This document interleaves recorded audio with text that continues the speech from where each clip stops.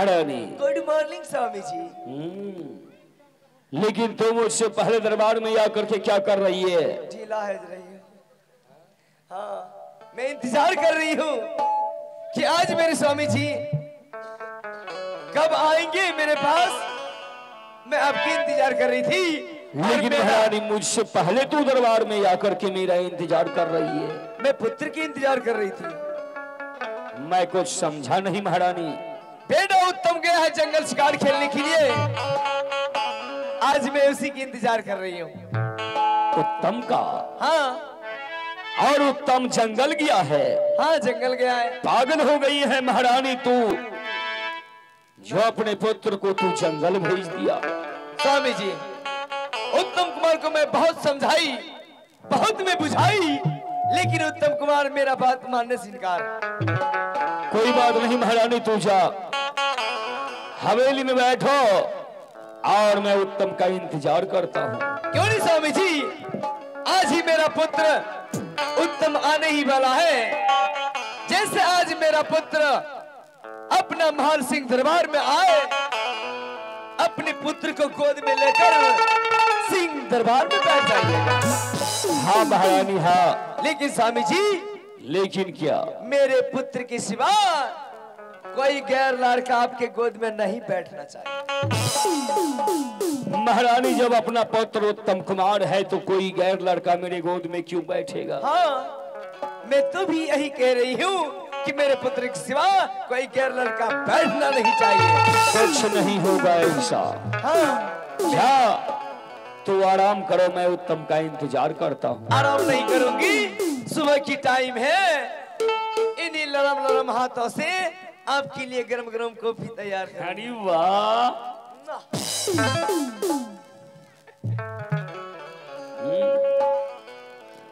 आप लोग भी अपना काम नहीं करते, हमको देखने में रहते हैं। हम दोनों क्या करते हैं, करते रहते हैं। इतना बदल गईलू।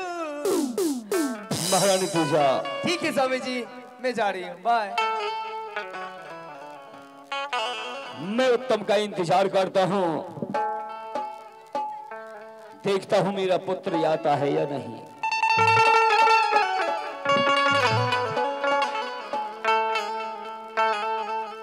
अरे यसरा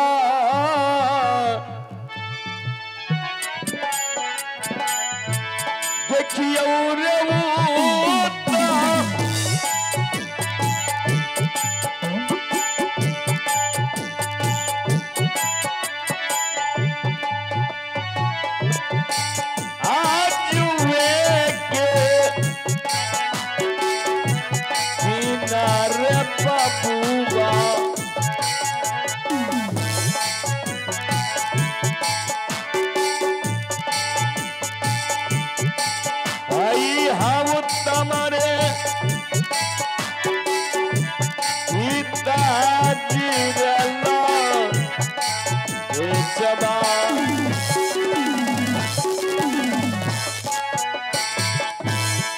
हेलो। अरे मित्र जी। हाँ मित्र जी। ये मैं चलते चलते कहाँ चला आया हूँ? मित्र जी, यही अपना राज दरबार है मित्र जी। राज दरबार में आदमी सब नहीं बैठता है, सब खड़े खड़े देखता है। आप नया आए हैं ना, इसीलिए आपको देख रहे हैं सब। हमको भी देख रहा है ना। हाँ। जब कोई दिक्कत नहीं मित्र जी। सबसे पहले आप ये बताइए, आपका तो महल बहुत सुंदर है, लेकिन जो राज सिंहासन पर बैठे हैं वो कौन है? मित्र जी, ये जो राज सिंहासन पे बैठे हैं ये मेरे पिताश्री है मित्र जी। क्या आपका पिताश्री? हाँ। अरे मित्र जी, आपका पिताश्री तो स्वयं विष्णु भगवान की तरह दिखता है। क्यों नहीं मित्र जी? ठंडा पानी पीता है। हाँ मित्र जी, ऐसे पिताजी के चरणों में कौन नहीं चाहता है कि जाके प्रणाम करें। चलिए मित्र जी, प्रणाम कर लेते हैं। ठीक है मित्र जी, प्रणाम पिताजी। आयुष्मान भव पुत्र। ओम नमो भगवते वासुदेवाय नमः। ओम नमो भगवते वासुदेवाय नमः। ओम नमो भगवते वासुदेवाय नमः। प्रणाम पिताश्री। तथा से मुझे पता चला था कि तू शिकार के लिए जंगल गया था। हाँ पिताजी। और इस समय तू जंगल से आ रहा है। जी पिताजी। तो तुम्हारे साथ में ये लड़का कौन है पुत्र? पिताजी ये मेरा मित्र है पिताजी। मित्र? हाँ पिताजी। ये मित्रता तू कहाँ किया और कैसे किया? पिताजी जब मैं जंगल शिकार खेलने के लिए गया, जंगल में एक बूढ़ा शेर घेर लिया। जब मैं उस पे बाण चलाया, मेरा बाण काम ने किया और बूढ़ा से टूट पड़ा मुझे खाने के लिए। पिताजी मैं जोर से चिल्लाने लगा, मुझे बचाओ मुझे बचाओ। उसी वक्त इन भैया ने आके मेरा प्राण बचाया पिताजी, और दोस्ती लगा के अपना महल लेके आ गए। उत्तम। शिकार खेलना तुम्हारे बस की बात नहीं है। अरे शिकार के लिए तो मैं जंगल जाया करता हूं। कितने बड़े बड़े शिकार को मारा हूं मैं। नादान सा उम्र में तू जंगल चला गया और एक जानवर से डर गया। कौन कहा था तुम्हें जंगल जाने को? अगर जंगल में तुम्हें यह लड़का नहीं मिलता तो बताओ तुम्हारे प्राण का रक्षा कौन करता? कैसे लौट करके आता तू दरबार में? बेटा उत्तम।